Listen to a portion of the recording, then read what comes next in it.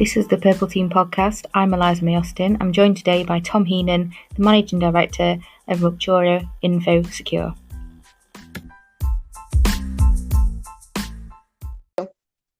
Hi, Tom. Just for the people that don't know, could you just give like a little bit of an introduction of what you guys do at Ruptura?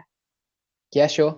So my name's Tom Heenan. So I'm Managing Director of Ruptura InfoSecurity. So we're an organisation that specialises in penetration testing, offensive security, purple teaming, and security training.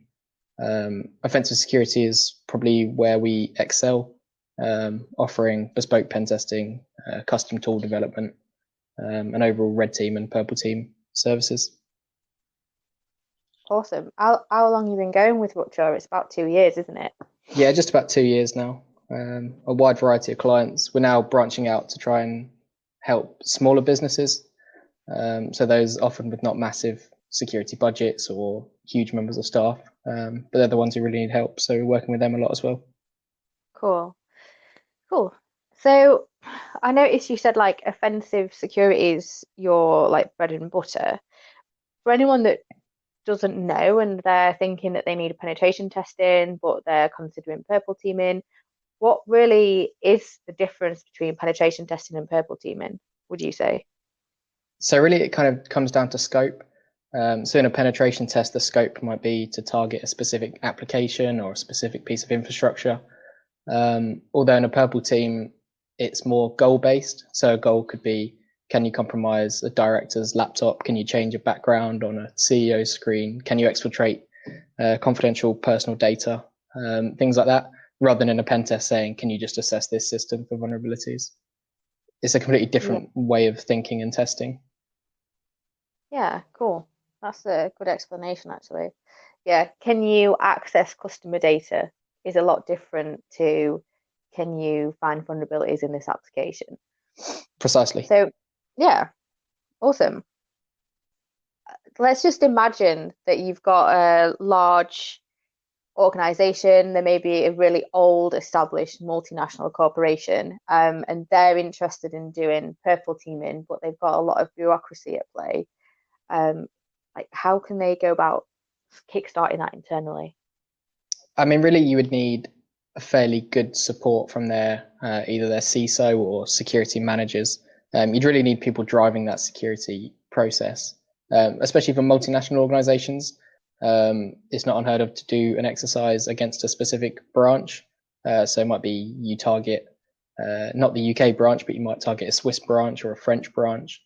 And then as a result of that exercise, then that gets fed up. So if it's an extremely successful exercise, you might find that then other branches of the organization want that testing doing as well. And then you could end up basically looking at the whole posture of the whole organization as a whole, rather than just the different like specific areas.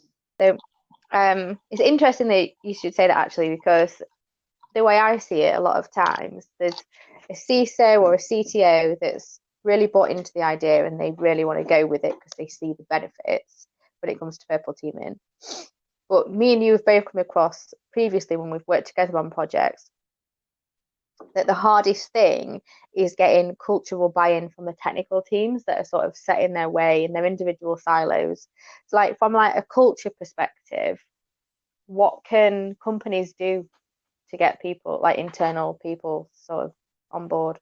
I think maybe some internal security training, like highlighting that everything is basically in scope. So say, for example, in a pen test, you might just be looking at one team's work, but in a purple team, everything's in scope. So if you have these individuals that aren't fussed about security, or they don't have the awareness perhaps, in a purple team, that could highlight a vulnerability in, say, one of their systems, which then brings them, it actually shows them the real world impact of what we're doing. Whereas they might have not been aware or have noticed any security issues, anything before, a purple team might highlight that. And then that will highlight that security actually does involve them, even if they don't think it does. What's the first thing you're going to do when lockdown is lifted entirely? Go to Nando's. Really? Yeah. and then that's so quick. Go to Nando's and go back to the gym. They're probably the two things I miss the most about going not being able to go In outside. what order? Oh yeah, it'd be gym first, and then smash a big Nando's. Cool. So, what did you want to be when you were little, and how does being a penetration tester of your own company compare? So originally, before I went to uni, I had a place on an air traffic control course, because I was always quite good at thinking things out and like problem solving, like puzzle solving, all that sort of stuff. So I thought that would have been a really good fit. So that was kind of a backup if I didn't get into uni. Then I went to uni and then just went from there. Why didn't you do that? I don't know, because it was something I would have enjoyed. I think the shift pattern was good as well. It was like 3 days on, 3 days off sort of thing. So it did sound like a really good job. It's just I wanted to go to uni. It was either that or go to uni. So I wanted to go for the social experience of uni as well, rather than just the course. Oh, wow. Apparently they've got like one of the highest suicide rates, haven't they? I think it's air traffic controllers. Yeah, I think it's a very stressful job. I think because I went to Luton Airport for like just a day to go see what they did, and they do shifts of 2 hours. That's it. They do a 2 hour shift and then like half an hour off, because it's so intense. Whoa. Okay. But yeah, I mean, I wouldn't be able to do that. I'd do it wrong. Everyone would be dead. Like I'd just do it wrong. But I mean, I still struggle with my left and right. But I mean, the thinking's the same. It's still problem solving at the end of the day. It's still thinking of the best way to solve a solution. So it's the same as pen testing or purple teaming. There could be multiple ways of getting something done, and you really have to explore those different avenues.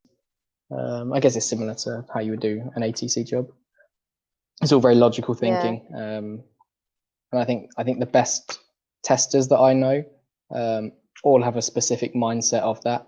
They can basically chain a lot of different variables together. So, if this thing's vulnerable, then this might be vulnerable.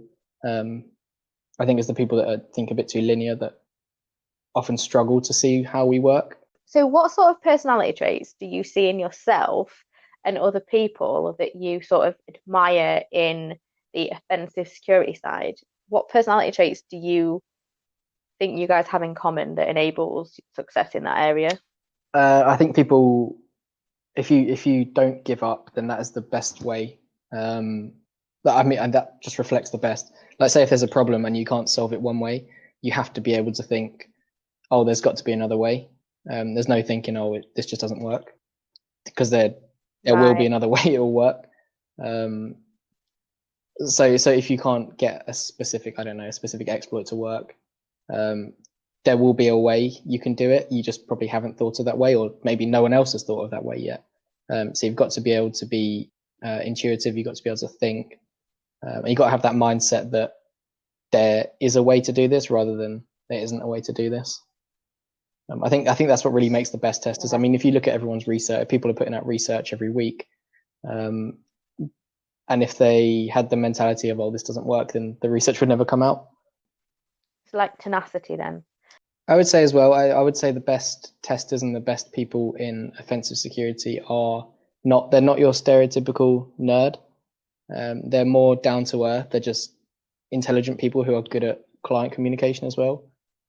Because a client often doesn't want a handful of neckbeards in a room hacking away and not having any interaction with them. They kind of want to know what's going on as well.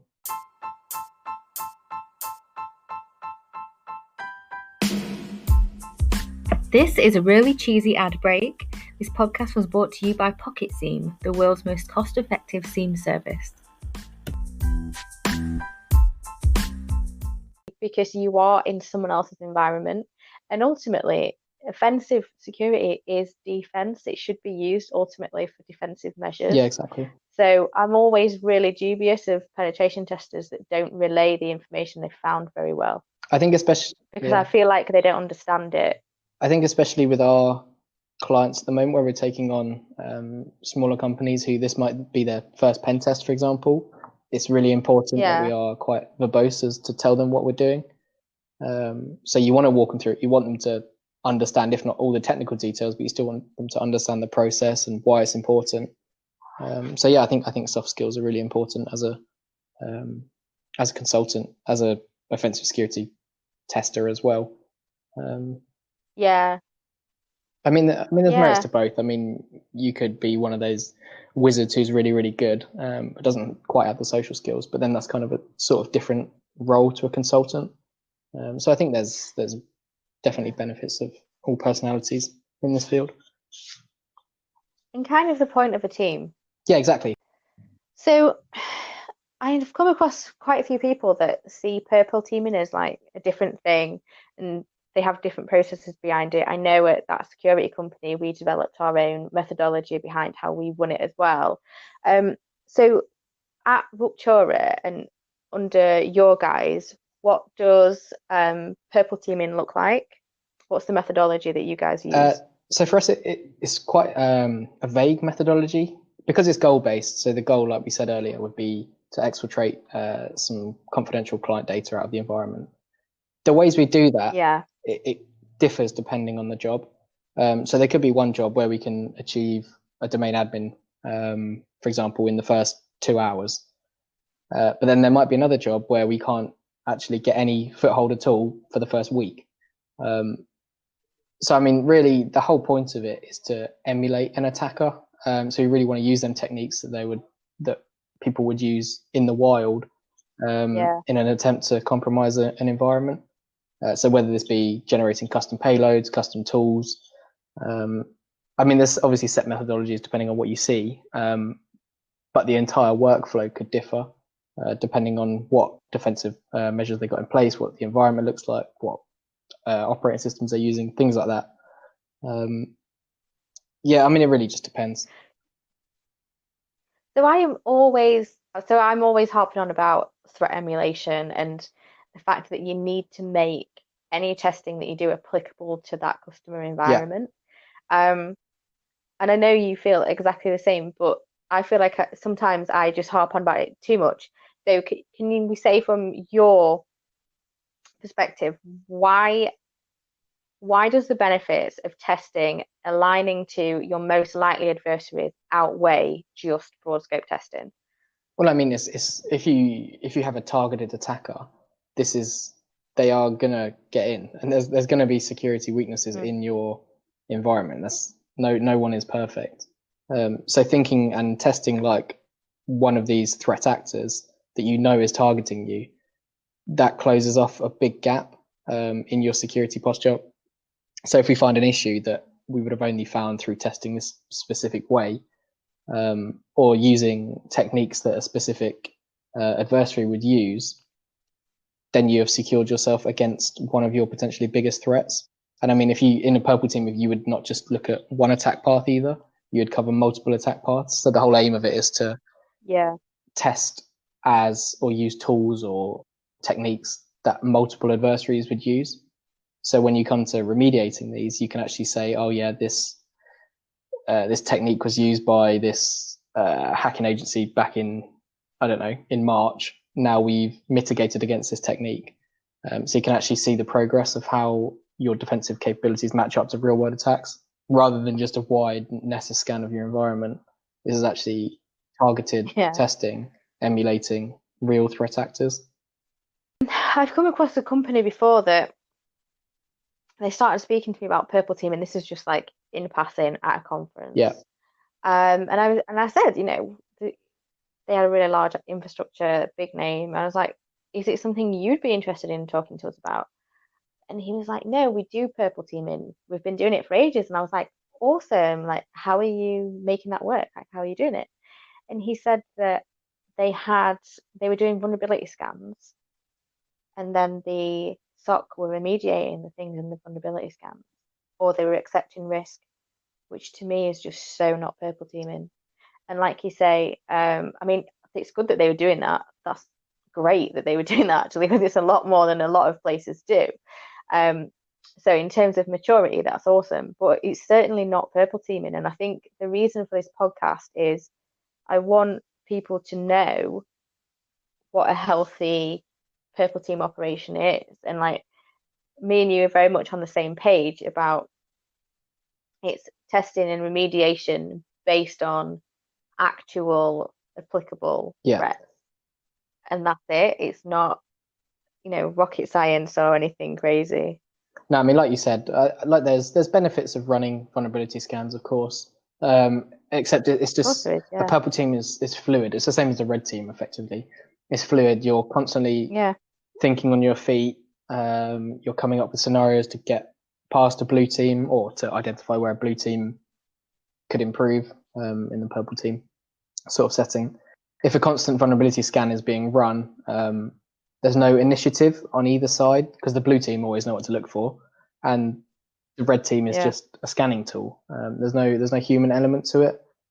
That's really where the breach of the purple team comes in, because you have the targeted red team who are able to think and are able to potentially come up with different attack paths, and then you have the blue team who have to think differently as well to try and detect those different attack paths that the red teams come up with, rather than just picking up scan results, for example. Definitely being transparent in what you're doing so that the internal defense capability can see makes the world of difference as well to the recipient. Yeah, exactly. I mean, the best purple teams are ones where the red team and the blue team are in the same room. The red team's doing an exercise, walking through it, and then identifying if the blue team picked it up or not. And if they didn't, then that's where the red team will help the blue team find it. And the other way around as well. I mean, if there's a really good blue team who's picking up everything, that then in turn makes the red team think differently.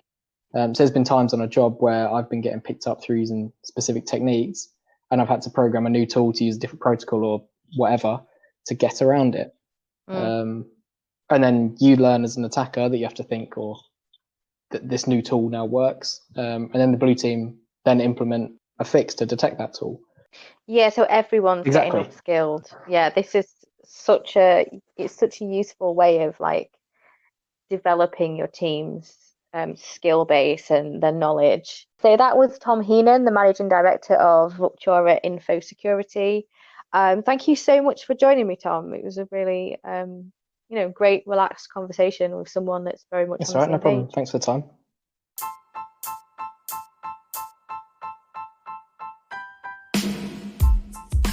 This was the Purple Team podcast. I'm Eliza-May Austin. I was joined today by Tom Heenan, and see you next time. Thanks for tuning in, guys. Bye.